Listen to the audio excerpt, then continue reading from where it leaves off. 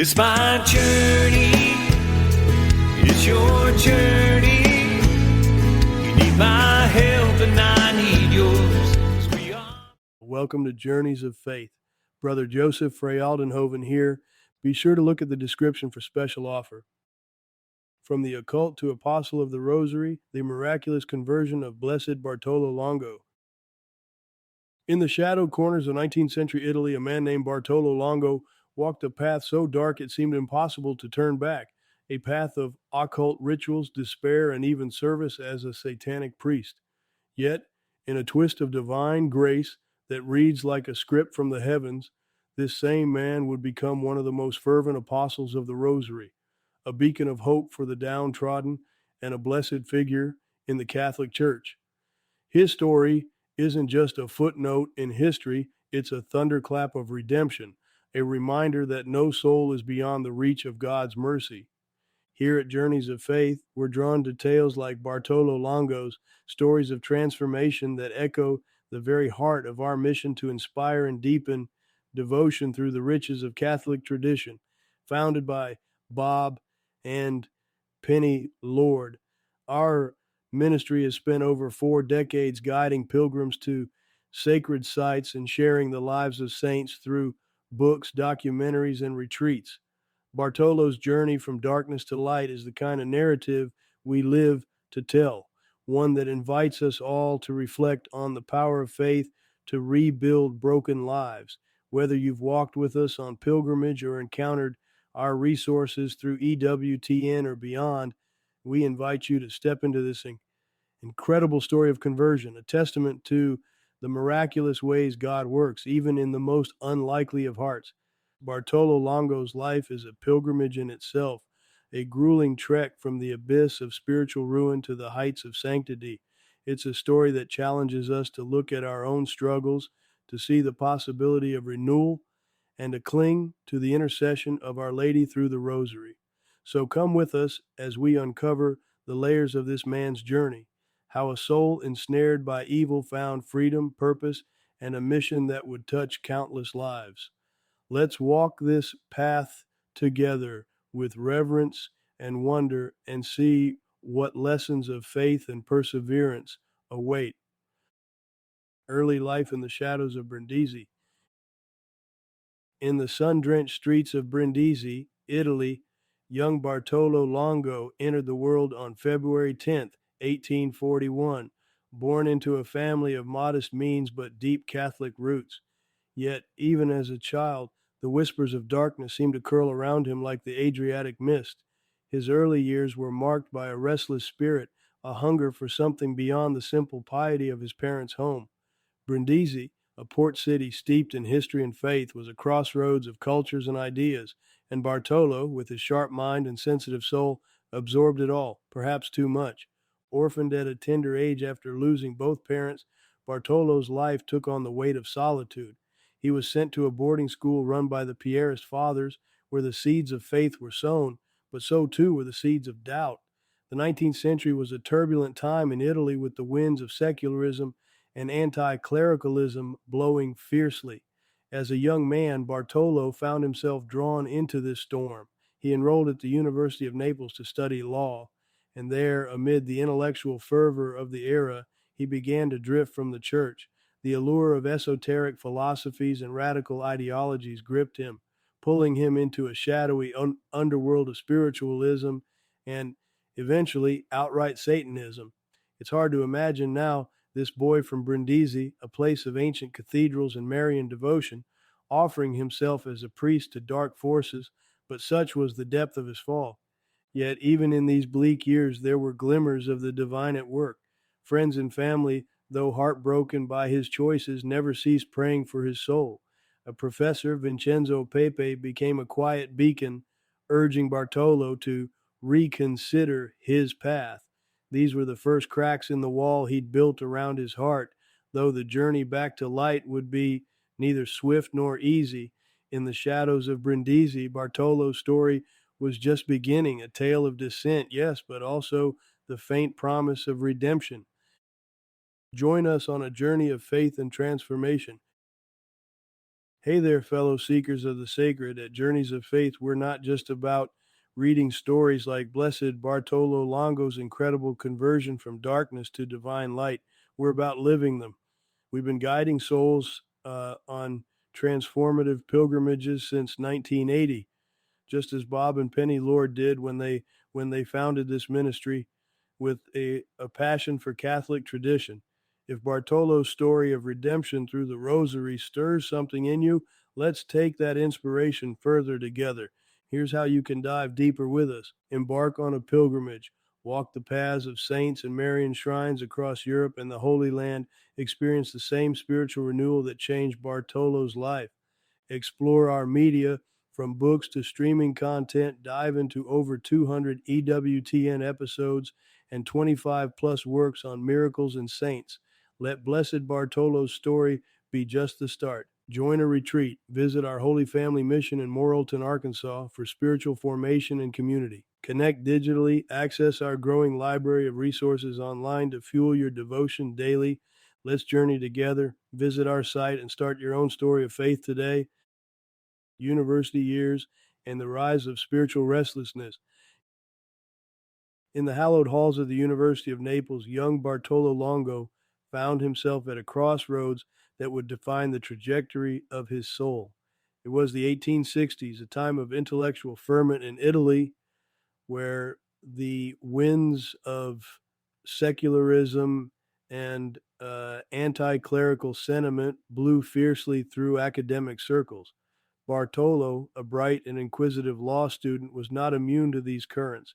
Raised in a devout Catholic family in Latiano, his early years had been steeped in the rhythms of prayer and the comforting embrace of the church. Yet, as he immersed himself in the university's progressive ideals, a restlessness began to gnaw at him, a spiritual hunger that neither lectures nor debates could satisfy. This wasn't just a phase, it was a full-blown crisis of faith. Bartolo, like so many young men of his era, became enamored with the allure of rationalism and the emerging occult trends that promised hidden knowledge and power. He drifted from the sacraments, drawn instead to seances and the dark mystique of spiritualism. It's chilling to think of him in those dimly lit rooms surrounded by whispers of the unseen, seeking answers in places where only shadows will.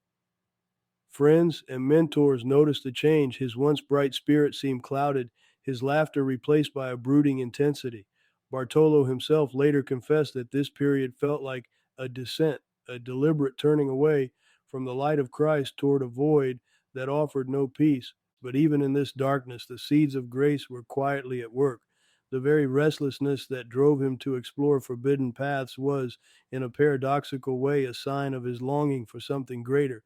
He couldn't shake the memory of his mother's rosary, the simple prayers of his childhood, or the quiet strength of the faith he had once known. These echoes of his past became a silent counterpoint to the chaos of his university years, a reminder of a home he had left but could not fully abandon. Little did he know that this tension between the allure of the world and the pull of the divine would soon erupt into a dramatic turning point, one that would reshape his life and countless others in ways unimaginable. Descent into spiritism and the occult. In the shadowed corridors of Bartolo Longo's early life, we find a young man adrift, grappling with the spiritual void of a post-Christian Europe. Born in 1841 in Latiano, Italy, Bartolo was raised in a devout Catholic family. But the winds of change blowing through the 19th century, rationalism, secularism, and the allure of the occult swept him far from the faith of his childhood. As a law student at the University of Naples, he found himself drawn into the murky underbelly of spiritism, a movement that promised answers through seances and communion with the dead. It was a seductive escape, a way to wrestle with the existential questions that gnawed at his soul. But Spiritism was only the beginning of Bartolo's descent. The deeper he ventured, the darker the path became. He became entangled with a satanic sect, a group that reveled in the inversion of all that was holy.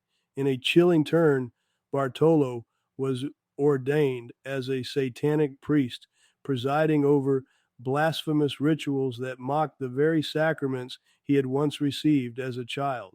It's hard to fathom the weight of such a choice, the deliberate rejection of light for shadow, the embrace of desecration over devotion. Yet, in his own writings, Bartolo later confessed the profound emptiness of those years, a hollowness that no amount of forbidden knowledge could fill.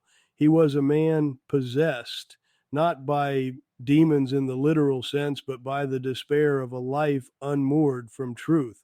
This wasn't just a personal failing, it was a reflection of an era. The 19th century was a battleground for the soul of Europe, with the church under siege from every angle: political upheaval, intellectual skepticism, and the rise of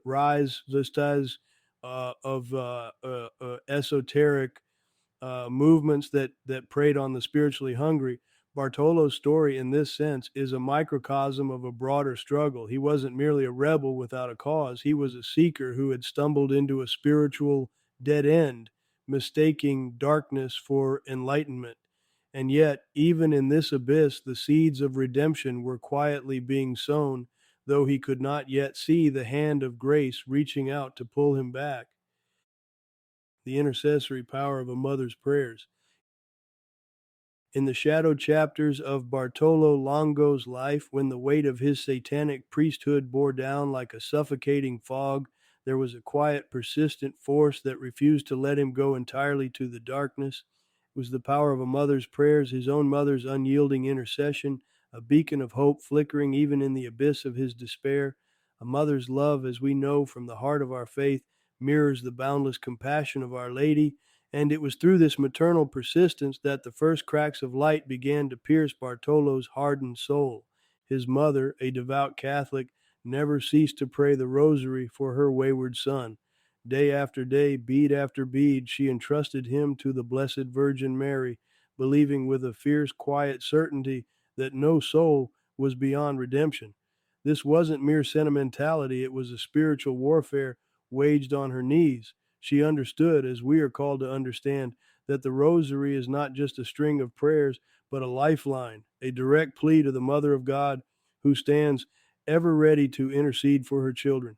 Bartolo, lost in the occult and tormented by the emptiness of his choices, could not escape the invisible shield of grace woven by those maternal petitions. Scripture reminds us of the power of persistent prayer, as in the parable of the widow who wore down the unjust judge with her ceaseless pleas, Luke 18:1-8. How much more then does the heart of Our Lady respond to a mother's cry for her child? Bartolo's story is a testament to this truth. Though he had turned his back on the faith of his upbringing, the prayers of his mother planted seeds that would eventually sprout, even if she could not yet see the harvest. Her faithfulness echoes the sorrowful yet hopeful heart of Mary at the foot of the cross, trusting in God's plan, even amidst piercing grief. For us, this is a profound lesson in the hidden might of intercessory prayer. How often do we doubt the impact of our whispered rosaries, our quiet intentions for those we love who seem so far from God? Bartolo's life urges us to persevere. A mother's prayers, united with the Immaculate Heart of Mary, became the first step in a miraculous conversion that would not only redeem a lost soul, but elevate him to become an apostle of the very devotion that saved him. Let us take heart, then, and never underestimate the power of a single Hail Mary offered with love. Encounter with the saintly Dominican and the breaking of chains. In the shadowed depths of Bartolo Longo's life, where the chains of despair and darkness bound him tight, a flicker of divine light emerged through an unlikely encounter. Picture this: Naples in the 1870s, a city buzzing with life, yet steeped in spiritual struggle for a man like Bartolo, who had wandered so far from grace.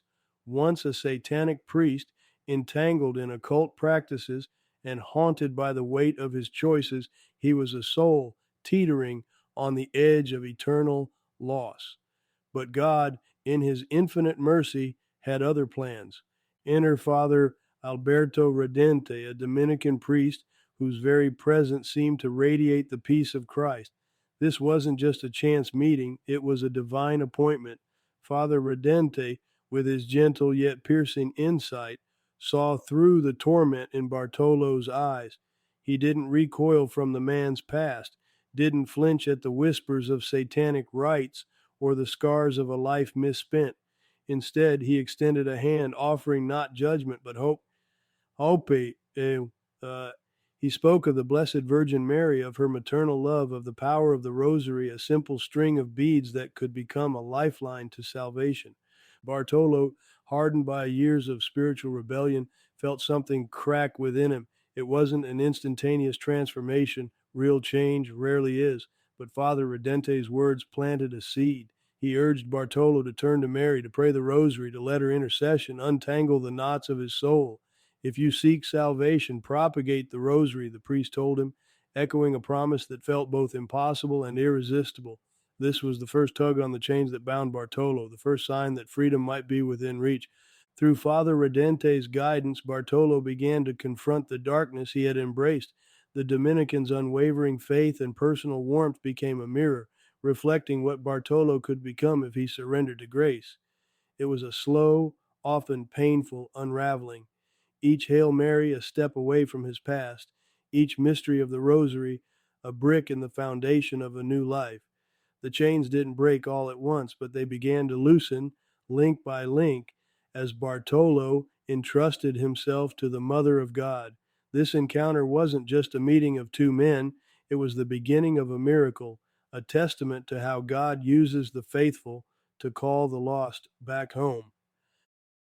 Confession, deliverance, and return to the church.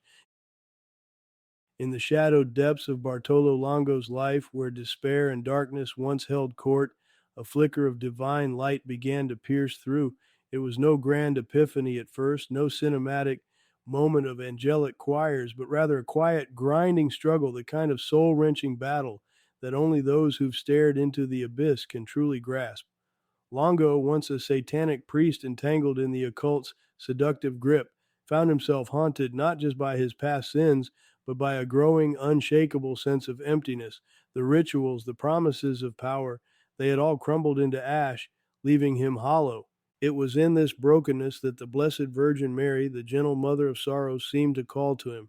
Through the persistent prayers of friends and the quiet witness of a Dominican friar, Longo was drawn to confession, a sacrament he had long abandoned. Picture it, a man who once spat venom against the church, now trembling as he knelt in the confessional, pouring out years of rebellion and pain.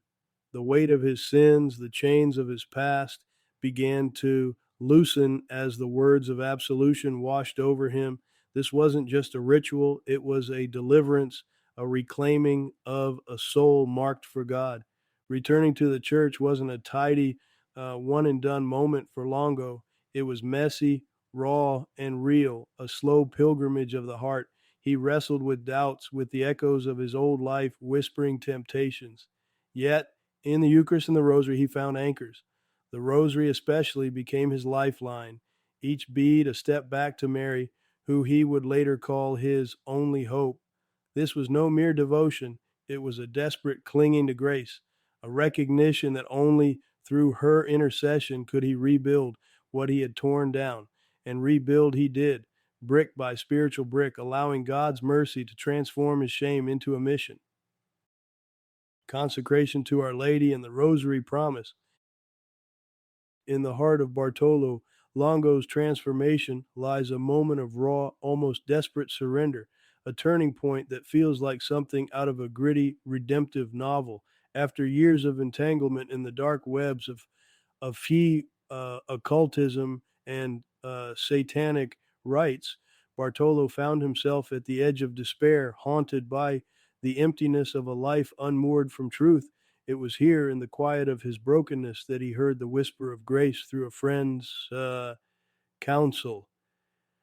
Consecrate yourself to Our Lady. Give yourself to the Blessed Virgin Mary through the Rosary. This wasn't just a casual suggestion, it was a lifeline.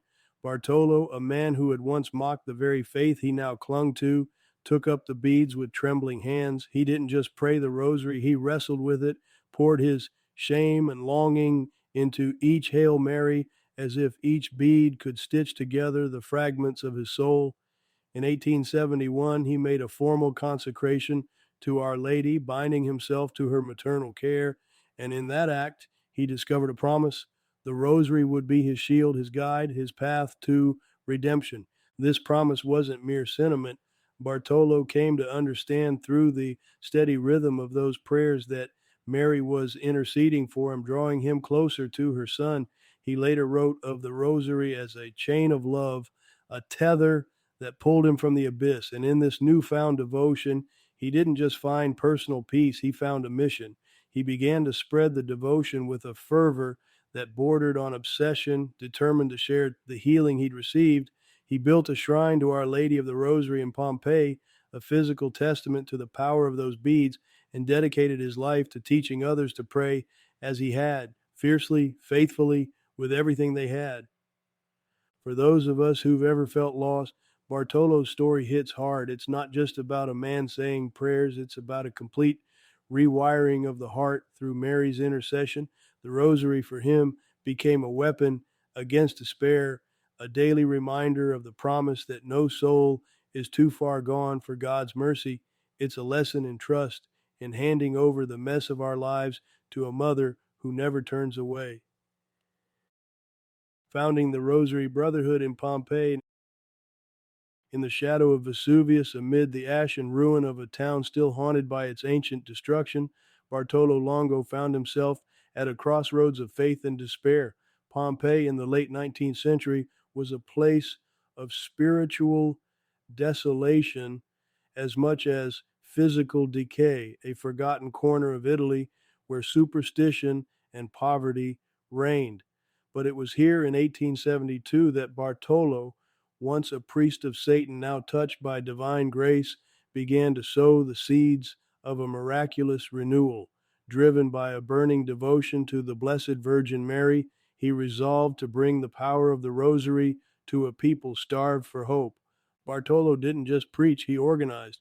With the fervor of a man who had seen the abyss and turned back, he founded the Confraternity of the Holy Rosary, a brotherhood dedicated to spreading devotion through communal prayer. He understood that faith isn't a solitary act, it thrives in community, in the shared rhythm of beads slipping through fingers, in the whispered Ave Marias echoing through a crumbling church. He started small, gathering a handful of locals, teaching them the mysteries of the Rosary, and encouraging them to pray together for their broken town. Word spread like wildfire through the dusty streets. Families joined, skeptics softened.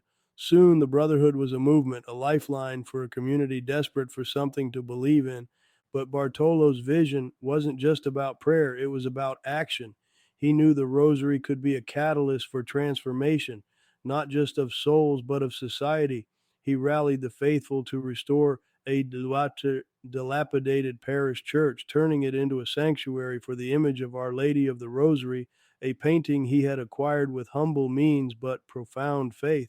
This image became the heart of Pompeii's revival, a focal point for pilgrims who began to trickle in, drawn by stories of miracles and answered prayers. Bartolo's Brotherhood wasn't just a prayer group, it was the foundation of a spiritual and cultural rebirth, a testament to the power of Mary's intercession. Every bead counted. Every prayer was a brick in the foundation of what would become the Basilica of Our Lady of the Rosary, a monument to Bartolo's unyielding belief that even the darkest past could be redeemed through devotion. In Pompeii, where history whispered of destruction, Bartolo Longo crafted a new story, one of healing, unity, and the quiet, persistent strength of the Rosary. Restoring a ruined chapel into a Marian shrine in the shadow of Mount Vesuvius amid the desolation of Pompeii's ancient ruins, Bartolo Longo found himself standing before a crumbling chapel in the valley of Pompeii. It was 1872, and this once holy place was little more than a husk, its walls cracked, its altar desecrated, a forgotten relic in a land scarred by both volcanic fury and spiritual neglect.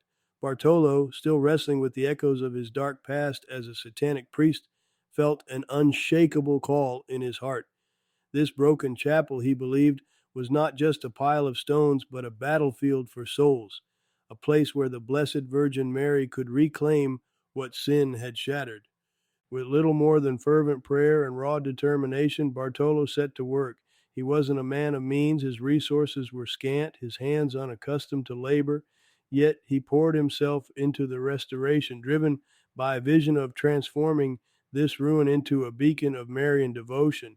He rallied the local peasants whose lives were as battered as the land they tilled, and together they scrubbed away decades of grime, patched the walls, and breathed life back into the sacred space. It was grueling, unglamorous work, more sweat than sanctity, but Bartolo saw every brick laid as an act of reparation, a plea for mercy, a step closer to the Mother of God. Central to this rebirth was an image of Our Lady of the Rosary, a painting Bartolo acquired with the help of a Dominican priest. When it arrived in Pompeii on a humble cart carried through the dusty streets, the villagers gathered, their weary faces alight with something like hope.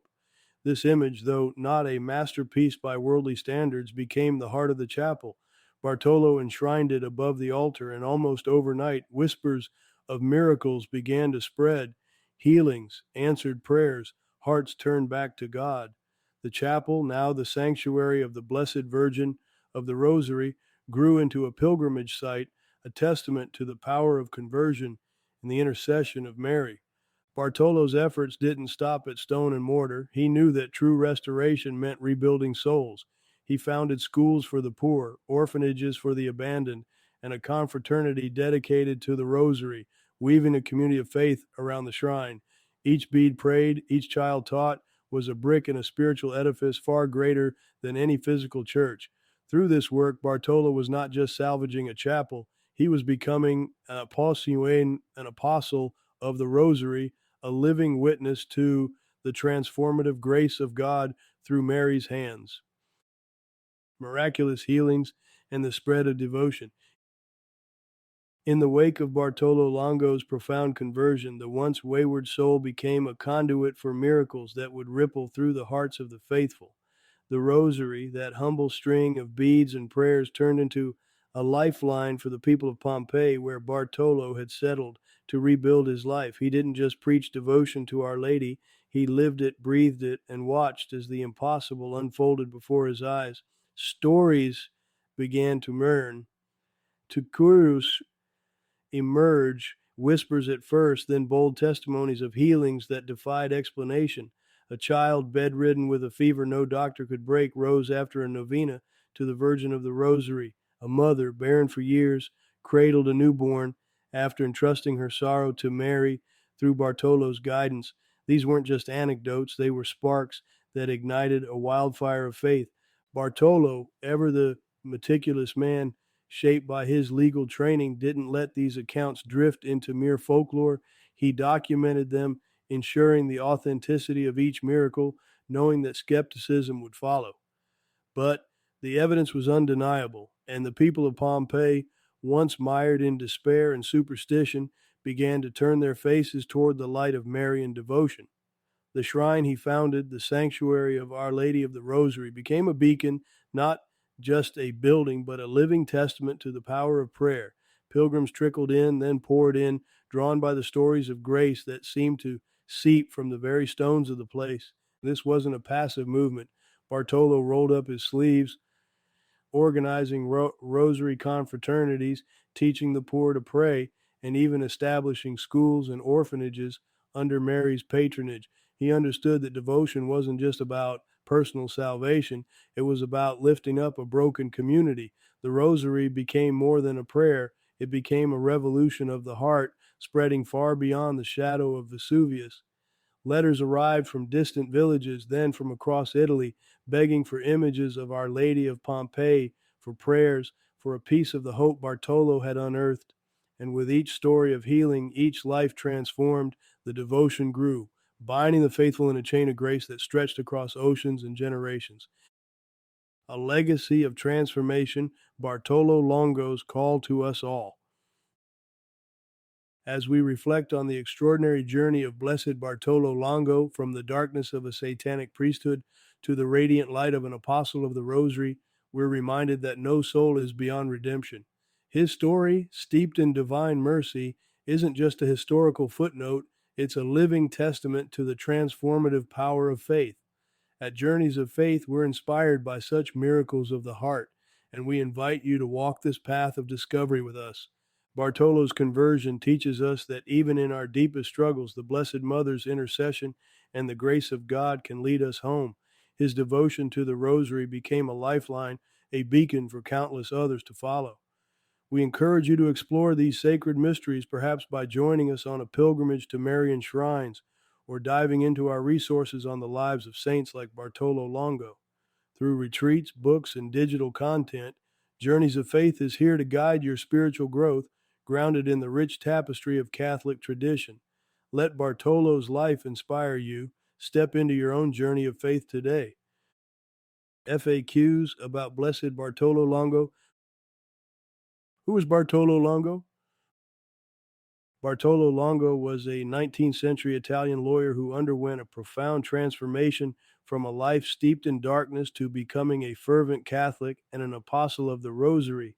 Born in 1841 in Latiano, Italy, he is best known for his tireless devotion to the Virgin Mary and for founding the Shrine of Our Lady of the Rosary in Pompeii. Beatified by Pope John Paul II in 1980, Bartolo's life stands as a testament to the power of redemption and faith, a story that resonates deeply with those of us at Journeys of Faith who seek to share the transformative journeys of the saints. What was Bartolo Longo's life like before his conversion? Before his conversion, Bartolo Longo lived a life far removed from the light of faith.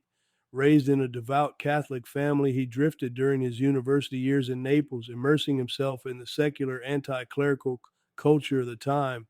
His search for meaning led him down a troubling path marked by disillusionment and a rejection of the church. It's a reminder of how even the most lost among us can be called back, a theme we explore often in our pilgrimages and media at Journeys of Faith. How did Bartolo Longo become involved with Satanism? During his time at university, Bartolo became entangled in the occult, a dark undercurrent of the spiritualist movements popular in 19th century Europe. Seeking answers beyond the church, he was drawn into satanic practices and even became a priest in a satanic cult. And this wasn't just a casual dalliance, it was a deep dive into a world that promised power but delivered only despair. His story is a stark warning, one that we at Journeys of Faith feel compelled to share as a caution against straying from the truth of Catholic teaching. What led Bartolo Longo to leave Satanism? Bartolo's exit from Satanism wasn't instantaneous, it was a slow unraveling of the lies he'd embraced. The turning point came through a gnawing sense of emptiness and the torment of his conscience. He began to see the destructive nature of his choices, haunted by the darkness he'd invited into his life. This crisis of soul, as we often discuss in our retreats at Journeys of Faith, is where God often meets us, ready to guide us home through his infinite mercy. Who influenced Bartolo Longo's conversion to Catholicism? Key figures played a pivotal role in Bartolo's return to the Catholic faith. A friend, Professor Vincenzo Pepe, urged him to reconsider his path, while a Dominican priest, Fr Alberto Radente, provided spiritual guidance, introducing him to the healing power of the Rosary. Their influence, combined with Bartolo's own longing for peace, mirrors the communal support we foster at Journeys of Faith through our events and pilgrimage experiences. How did Bartolo Longo discover the power of the Rosary? Bartolo's discovery of the Rosary came as a lifeline during his darkest hour. Under Father Radente's guidance, he began praying it and found in its rhythm a profound connection to the Virgin Mary. He later recounted a moment of divine inspiration when Mary herself spoke to him, saying, "If you seek salvation, promulgate the Rosary." This moment reshaped his life, a personal encounter with the divine that we at Journeys of Faith cherish in the stories of the saints we share. What role did the Virgin Mary play in Bartolo's life? The Virgin Mary became the cornerstone of Bartolo's renewed faith. After his conversion, he dedicated himself to her, seeing her as his spiritual mother and guide. Her intercession, he believed, saved him from the abyss, and he spent the rest of his life spreading devotion to her through the Rosary. This deep Marian devotion is at the heart of many of our pilgrimages at Journeys of Faith as we lead the faithful to shrines where Mary's presence is felt so strongly. What miracles are associated with Bartolo Longo? Bartolo's life and legacy are intertwined with miracles, particularly those attributed to the intercession of Our Lady of the Rosary in Pompeii. Countless healings and conversions have been reported by pilgrims visiting the shrine he founded. While Bartolo himself is not credited with performing miracles, his work created a sacred space where the miraculous became commonplace, a phenomenon we've witnessed on our own Journeys of Faith tours to Marian sites. How did Bartolo Longo promote the Rosary?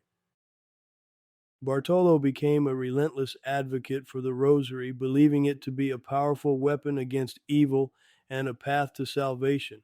He wrote numerous books and pamphlets on its importance, organized public devotions, and established the confraternity of the Holy Rosary. His most enduring contribution was the construction of the Shrine of Our Lady of the Rosary in Pompeii, a beacon of hope and prayer. At Journeys of Faith, we echo his mission by encouraging personal devotion through our resources and retreats. What is Bartolo Longo's connection to the city of Pompeii? Bartolo's connection to Pompeii is both physical and spiritual. After his conversion, he moved to the valley of Pompeii to manage property for a noblewoman. There, amidst poverty and spiritual neglect, he felt called to rebuild not just the land, but the faith of its people. He founded the Shrine of Our Lady of the Rosary, turning a forgotten corner of Italy into a global pilgrimage destination. His work in Pompeii is a powerful example of renewal, a theme we celebrate at Journeys of Faith as we guide pilgrims to sacred places of transformation. Thanks for listening to Super Saints Podcast. Be sure to click the link in the description for special links. It's your journey, but we won't make